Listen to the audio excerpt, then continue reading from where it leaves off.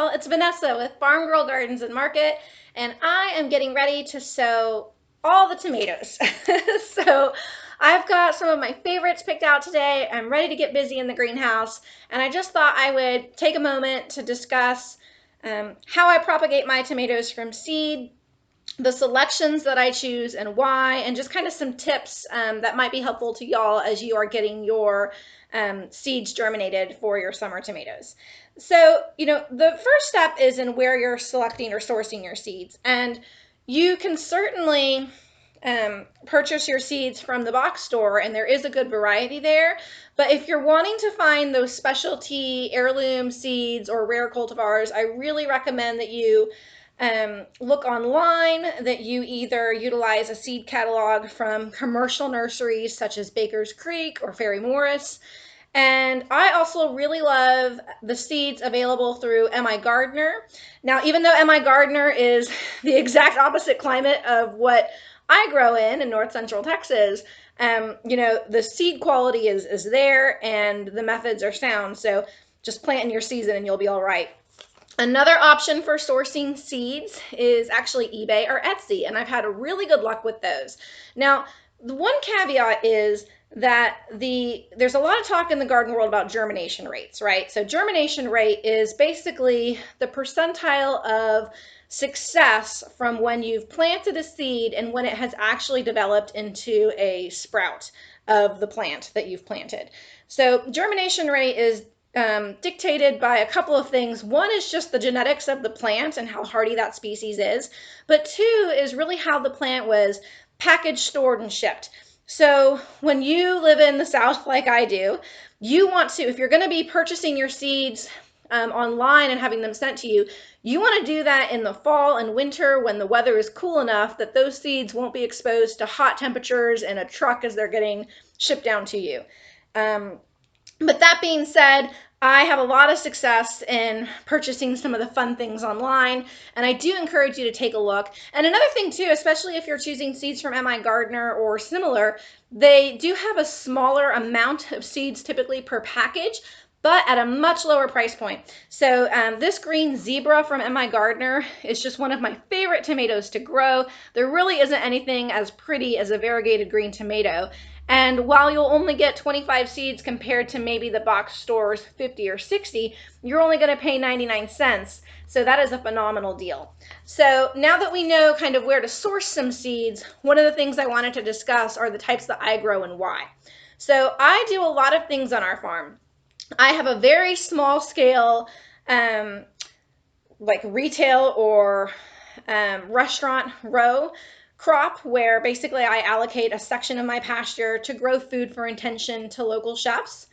We grow food for our own homestead and, put away needs for canning and fresh eating. And then now that we have more land than I've ever had, I'm playing with a bunch of stuff, and I'm even going to allocate a few you-pick vegetable rows so that people can actually come out to the farm and pick their own veggies.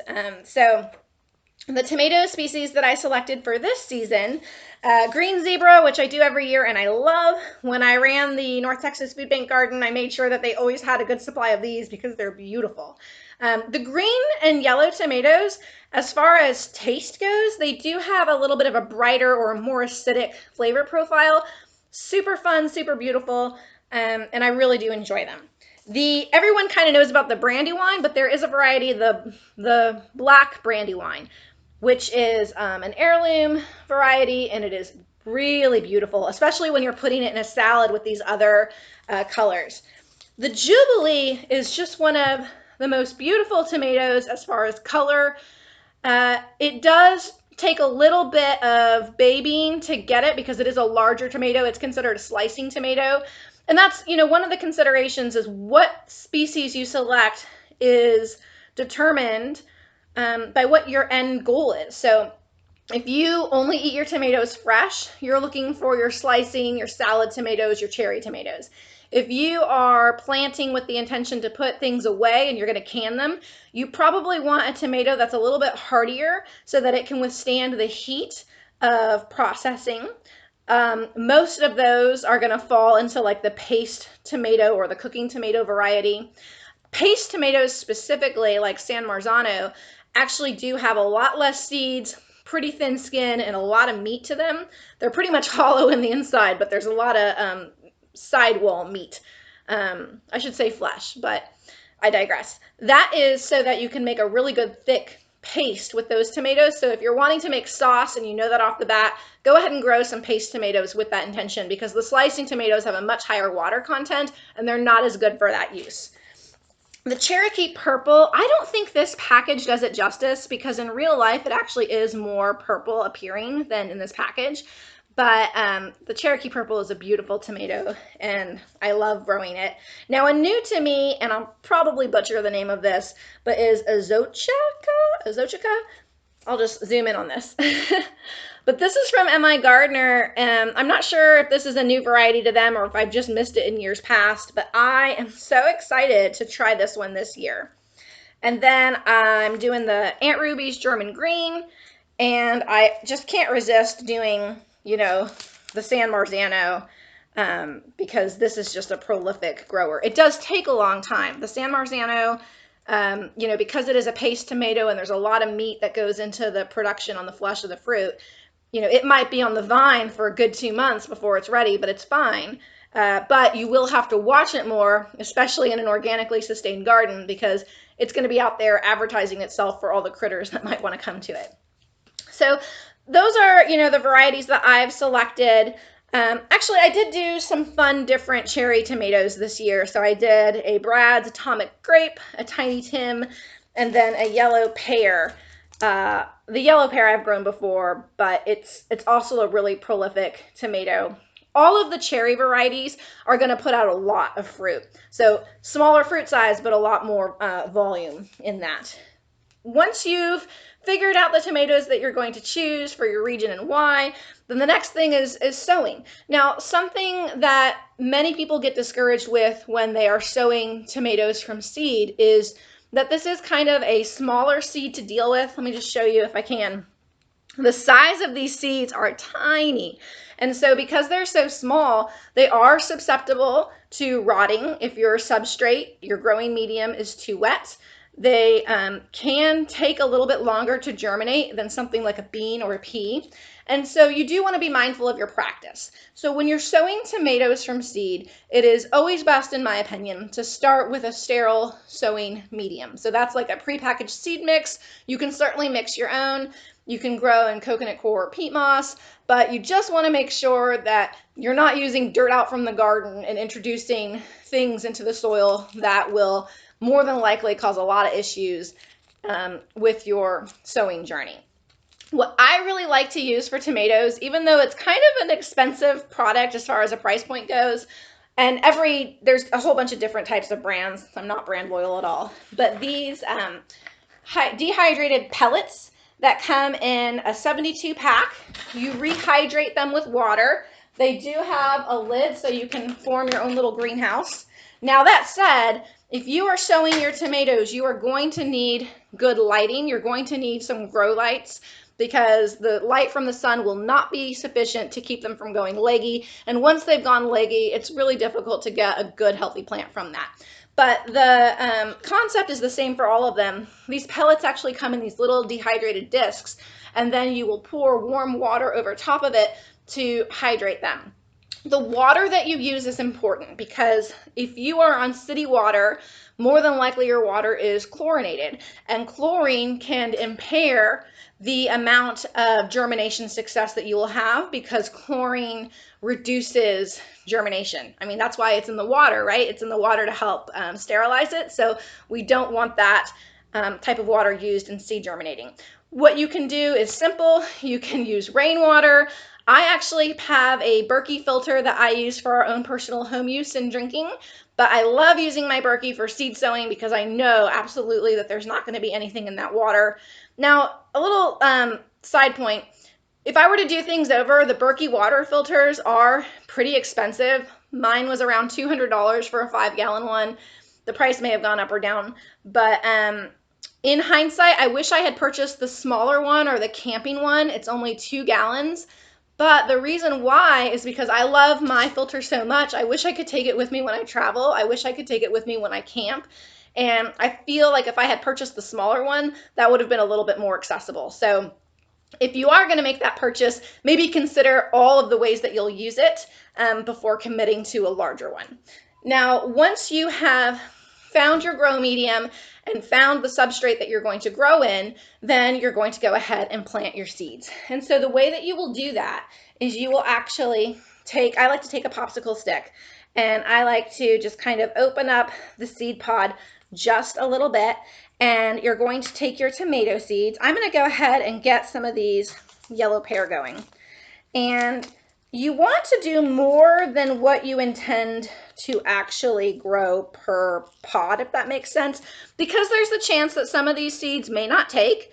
And because this size container will not be sufficient for your tomato plant to mature in, you're going to have to pot this tomato up over time as it's sitting on your shelves or in your greenhouse. And so I recommend putting about 3 or 4 seeds in. I just like to take my little popsicle stick and kind of allocate 3 little spots, put my seeds in before covering over on top of them with soil.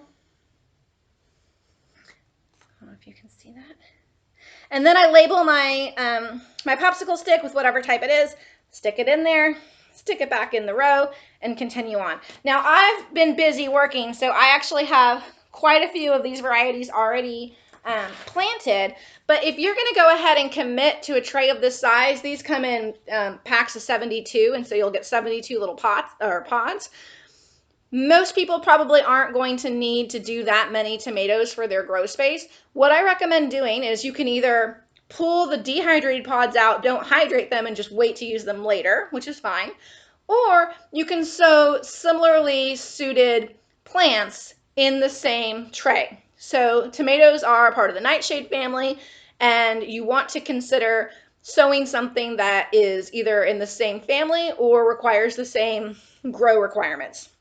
Something like peppers or eggplants, which again, those are hot loving plants. So starting them 6 to 8 weeks before your last frost date, which is when you do your tomatoes, is a good allocation of use for a tray this large if you're not going to use it all for tomatoes. Seeds for peppers are very similar in how you plant them to tomatoes, but they are much bigger to work with, so that is a little bit nicer. Now, one thing I will say is that if you are using a commercial package, Ferry Morris in particular does this, I know a couple of others do, but they have something called a Sow Easy, and what it is it's actually coated with just some clay and some mineral and perlite, and that is supposed to give the seed some food. Honestly, Mother Nature knew what it was doing. The seed has all of the food that it needs, but it does make them a little bit bigger. So if dexterity is an issue for you, looking for these coated seeds might be a good option. Another thing that I like to grow along with my peppers and tomatoes, and is new for me this year, is tomatillos. Now, I've grown tomatillos before, but I have never grown the smaller variety, which are sometimes called ground cherries. If you've never heard of this and you have a Sprouts or a Central Market near you, or a fancy healthy grocery store, then go ahead and see if they have ground cherries, or sometimes they're called golden berries, but they're actually a tomatillo species that is very small. They're about the size of a cherry tomato, and they are wonderful. They really do taste like a sweet fruit, like a cherry. And in Texas, it's a little bit difficult to grow cherries, like actually as they grow on the tree. Fruit trees can be a little bit hard for us to grow in Texas, where our heat is so, desert-like temperatures ensue, and we don't always have consistent watering. So ground cherries are a great alternative. I had an opportunity to eat some when I went to a fancy store, and now I'm just in love with them and super excited. So I headed over to eBay and I found several different varieties. You plant them just like you would the tomato. They require the same type of growing conditions, and I think I have another. This one is the pineapple. I've never actually tried the pineapple ground cherry or tomatillo, but I love pineapples, so I figure if it tastes anything like it is being marketed as, then I'll be happy. The generic, just run-of-the-mill one is called a husk cherry. Again, it's still a tomatillo, but it's even smaller than the tomato seeds. And so these guys are tiny. And so that's why I think it is worth putting some money into these propagation trays, because everything is kind of clean and ready and one and done. Certainly don't need to, but it makes my life easier. And let's see, what else have we talked about? Sourcing our seeds, choosing your varieties, how you plant them. That might actually be it, except for to say that if you're going to go through the trouble of doing this, be patient. Some of these tomato species can take anywhere from 9 to 21 days to germinate. So don't feel like you failed if you plant it and you don't see a sprout in a few days. These are not going to be like a pea or a bean where it's almost 48 hours later and you have a sprout. Some of these are going to take a long time. Just make sure that you're maintaining your practice, keeping your substrate about sponge damp. I like to use a spray bottle. I find that that's a lot easier to get consistent watering.